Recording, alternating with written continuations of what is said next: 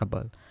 In the area of your challenge, we have the Four of Cups. Hindi ka naging masaya sa past. There was something na parang hindi ka na hindi ka na masaya because it doesn't serve the best for you.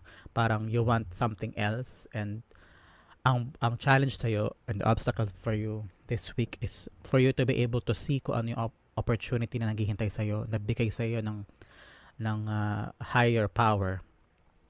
So you have to really open your eyes and see the bigger picture and see and claim something na para sa'yo, na divinely given sa'yo. So you have to really shift your perspective and hayaan mo na to mga to. At saka feeling ko naghihintay ka lang din ng parang something to lighten you up, or another spark in your life, because something is very stagnant as of this moment. So you having this another cup, fourth cup, it will bring light and also excitement sa life mo. So that is a challenge for you.